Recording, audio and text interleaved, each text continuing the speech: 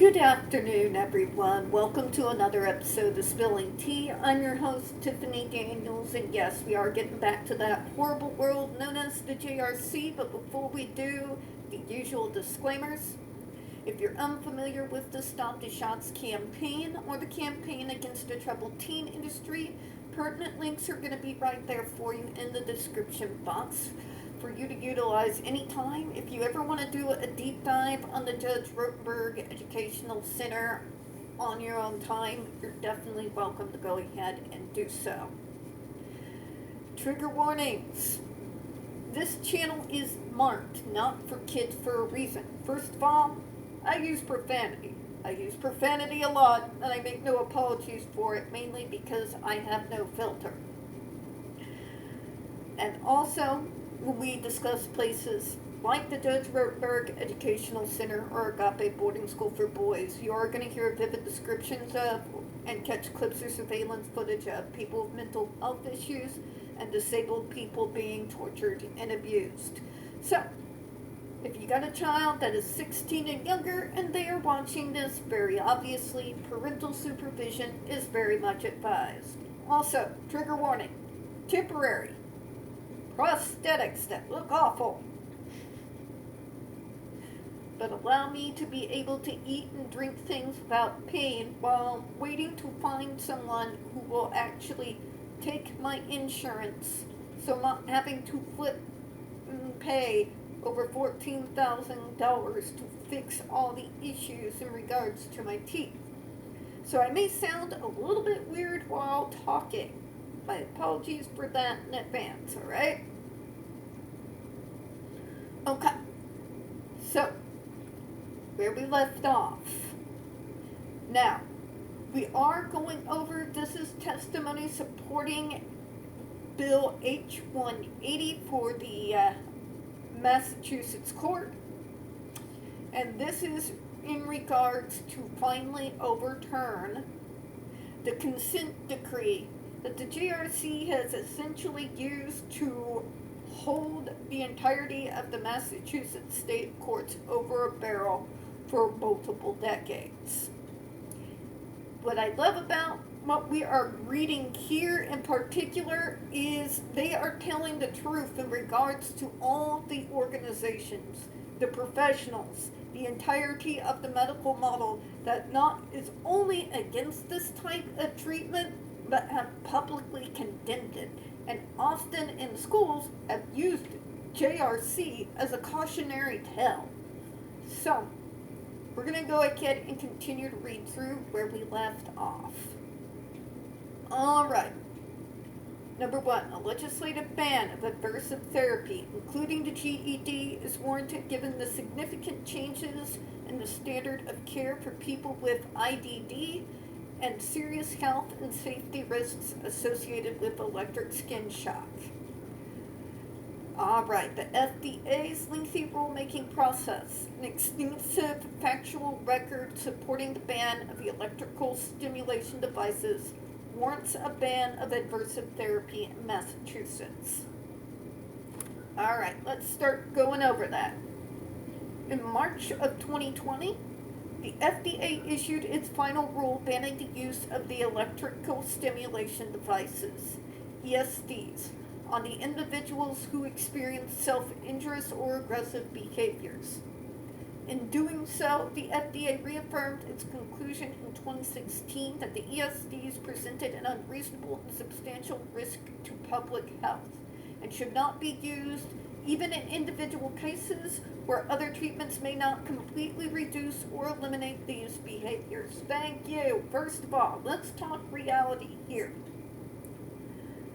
I know a lot of people don't like to hear it, but there is no treatment out there that is going to remove any of these behaviors permanently forever, any more than there is any kind of treatment that would remove the same type of troubling behaviors and neurotypicals forever. Just because the way neurotypical self-destruct may look a little different from how us neurodivergents do it does not make it any less self-destructive or any less of self-injurious behavior. only reason why how it's referred to is different is because we have different operating systems in our heads. It's legitimately it. One side gets demonized, one side doesn't. That being said, neurotypicals too with self-interest behavior can and do. Some of them get demonized, but it's not at the same level. Not in the same way. Okay? There are a lot of mental health stigmas that they tend to get beaten over the head with, whereas what we get beaten over the head with is essentially, well, you guys know, I complain about it enough. There's no reason to go into too much detail in regards to that, but that's the reality. You're never going to stop all of these behaviors 100% of the time forever. That's just not how the real world works. But if you're willing to put in the time and be patient, both parents and people like myself, it does begin to work. And you know what? You may have to readjust. You may have to create an entire treatment program that is only tailored specifically to yourself, cobbled from several different types of treatment programs out there, because one of the tailored cut right now, just it wasn't working, it wasn't covering everything. Which is why I've been an advocate for years that cookie cutter treatment period needs to come to an end. Because the frustrating years I had throughout the entirety of high school for being treated for everything that I didn't have an issue with, and none of the things that I actually did have issue with, it's not just my story. It's the story of tons of neurodivergent folks and other people with developmental disabilities that were a part of my generation in particular. That is normal and to be expected, and there are ways to go about working on that to be able to come up with something to help work on those behaviors that doesn't end up in subjecting people to abuse from direct care staff. Right? If that were not the case, you would have a whole bunch of people with kids with behaviors that are just as worrying as those at the JRC, almost trying to knock the doors down to get their kids in. Because it may be a very, very small subpopulation, but when you're talking about global individuals who are neurodivergent, even if it's 0.1%, take a look at all around the world, it's still going to add up. But that's not happening. Why? Because they have looked to other, more sane solutions. It's a lot of medicine, particularly in this area. I know people hate to hear it, but it is a whole lot of trial and error. Because not one neurodivergent kid is the same as another. Even if they share a diagnosis and even have similarities of where their issues are, there are still areas where it's night and day. So it takes trial and error. It's not an instant fix. It's going to take several years. Sometimes it might even take several years before you even begin to start seeing positive changes. That is normal. But the difference is, after you spend those years and those changes start happening, funny thing about us neurodivergent folks, once the changes take, they stay there. Like glue. Like old school Gorilla Glue. It's not gonna even, like, come unstuck even after the trumpet blows and it's time for judgment. Let me go ahead and continue, guys. Sorry about that. Alright. The supporting FDA record was exhaustively compiled over 6 years and 2 administrations and included individual testimony, research from clinical experts, complaint data from JRC and DDS, professional standards from national disability organizations, and reviews of the professional literature. Thank you, Jesus. Somebody said it. Tell them. And being the woman in the back, I don't know if you ever used to watch Cops back in the day. Be in the back. You tell him! Tell him! I need to not be in any of those courtrooms. I'm going to be like the, can't shut up cheerleader that's going to get arrested and put aside somewhere in a cell until, like, the whole thing is over with. And it's mainly because I've just listened to so much stupid when it comes to the JRC for so long, and how they always blame us advocates that to see someone actually speak truth and sense gives me the warm and fuzzies, folks. You want to know what gives me warm and fuzzies? What comforts me? People who tell the damn truth. All day, every day. It's my other love language that isn't info dumping. Alright, so let me go ahead and continue on where we left off there. Extensive evidence underpinning the agency's decision was collected between 2014 and 2016, cited in the proposed rule, and later incorporated into the final rulemaking. Exactly.